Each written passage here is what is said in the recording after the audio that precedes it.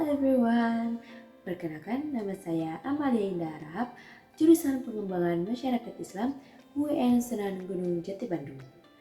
Di sini saya akan mempresentasikan sedikit banyaknya tentang mudahnya Islam masuk ke Indonesia. Ada beberapa poin penting dalam proses masuknya dakwah Islam, yakni sejarah, metode penyebaran, adaptasi budaya, peran kesultanan, dampak sosial dan budaya, serta perkembangan yang pesat. Kita mulai dari sejarah. Islam adalah salah satu agama yang paling banyak dianuti di Indonesia. Dalam proses masuk serta perkembangannya di negara ini memiliki sejarah yang kompleks dan kaya. Adapun beberapa titik wilayah jalur masuknya Islam. Islam dimulai masuk ke Indonesia pada abad ke-13, terutama melalui jalur perdagangan.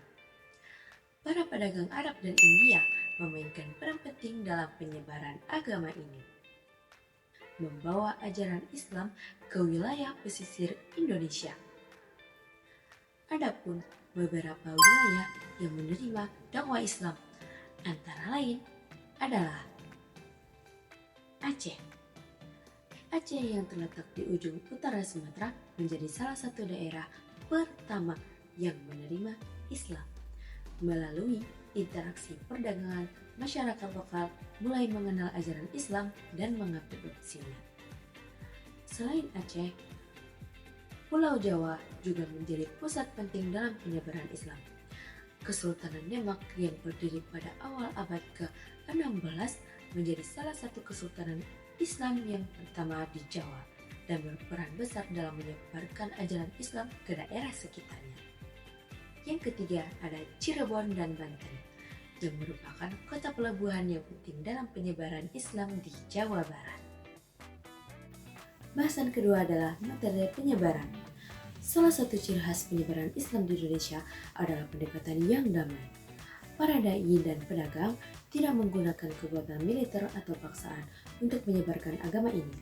Sebaliknya, mereka mengajak masyarakat untuk memahami dan menerima ajaran Islam melalui dialog dan interaksi.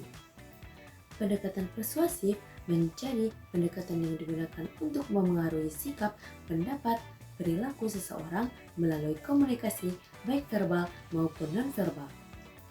Ini memungkinkan masyarakat untuk menerima Islam dengan lebih terbuka tanpa rasa tertekan. Bahasan yang ketiga, adaptasi budaya. Islam di Indonesia tidak hanya diterima secara mentah-mentah, tetapi juga beradaptasi dengan budaya lokal.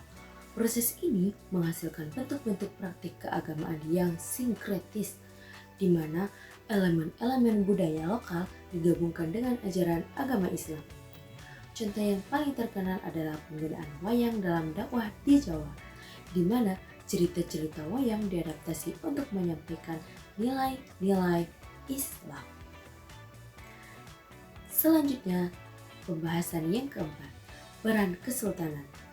Kesultanan Islam yang berdiri di berbagai daerah seperti Kesultanan Demak, Cirebon, dan Makassar berperan penting dalam penyebaran dan penerimaan Islam. Kesultanan ini tidak hanya menjadi pusat kekuasaan politik, tetapi juga pusat pendidikan dan penyebaran ajaran Islam. Dukungan dari kesultanan membantu mengintegrasikan nilai-nilai Islam ke dalam struktur sosial masyarakat, menjadikan Islam sebagai bagian dari identitas budaya lokal. Bahasan selanjutnya, dampak sosial dan budaya. Penyebaran Islam membawa perubahan signifikan dalam tradisi, norma, dan praktik keagamaan masyarakat Indonesia.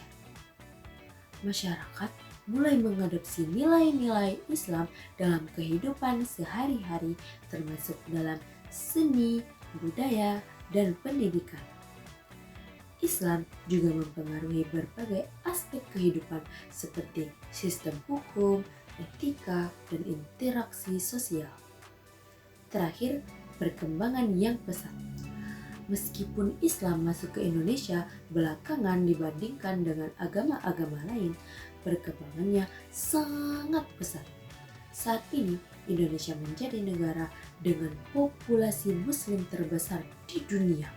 Wow, keberagaman praktik dan tradisi Islam di Indonesia mencerminkan keragaman budaya lokal, menjadikan Islam di Indonesia unik dan kaya. Sampai di sini teman-teman, udah paham dong alasan bagaimana Islam sangat mudah masuk di Indonesia. Kesimpulan kali ini, proses masuk dan berkembangnya Islam di Indonesia merupakan hasil dari interaksi antara ajaran Islam, budaya lokal, dan dukungan dari struktur sosial dan politik yang ada. Pendekatan damai, adaptasi budaya, dan peran kesultanan menjadi faktor kunci dalam penyebaran Islam yang berhasil di Indonesia.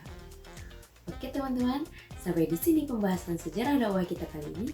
Semoga apa yang saya sampaikan dapat diambil pembelajarannya. Sampai jumpa kapan-kapan lagi.